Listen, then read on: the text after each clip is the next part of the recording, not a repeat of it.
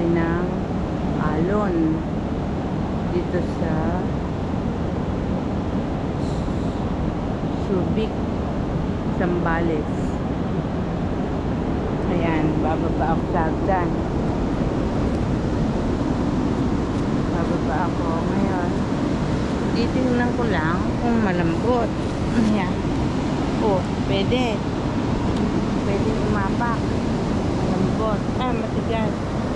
Ayan, pwede maglakad yung mga bata. Naglalakad sila dun. Maalon. Bawal pumalaot.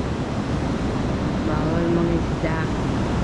Pag ganito kalakas ang alon, pero pwede maglakad. Ayan. Titignan ko muna yung lumalakad na yan. Hindi siya lulubog. Ngayon, ito kung may kalaykay na stainless, may may-ari ng mga resort sa harapan o mga government, may clean up sila, clean up operation.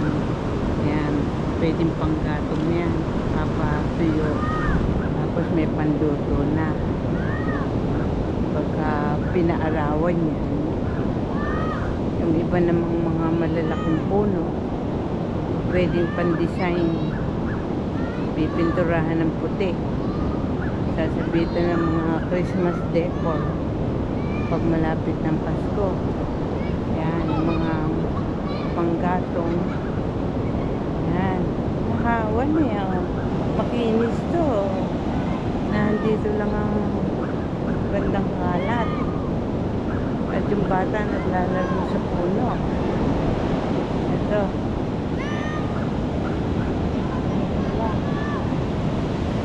Ito pa dalawang bata. Alam naman nila yung mapanganib sa kanila ang lumapit sa kalon. Tatabunan sila. Dito lang sila sa gilid. Okay lang. Ngayon, walang gumagapang na alimango. Walang shell. Ngayon, may lambat. Pag wala ng alon, baka sakaling makapuli na isda. Ayan. Sumisinat pa rin ang araw. Kahit pagkatapos ng bagyo.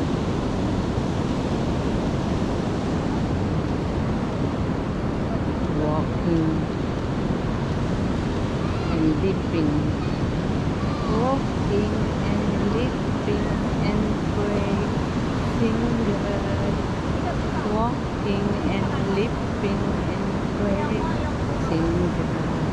In the name of Jesus.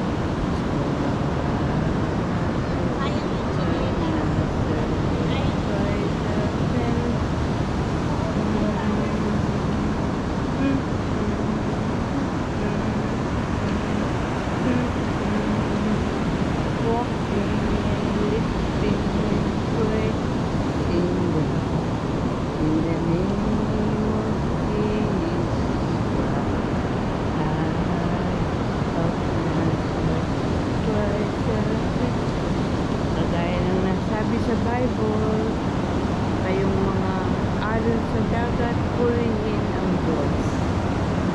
Purihin. Kayong mga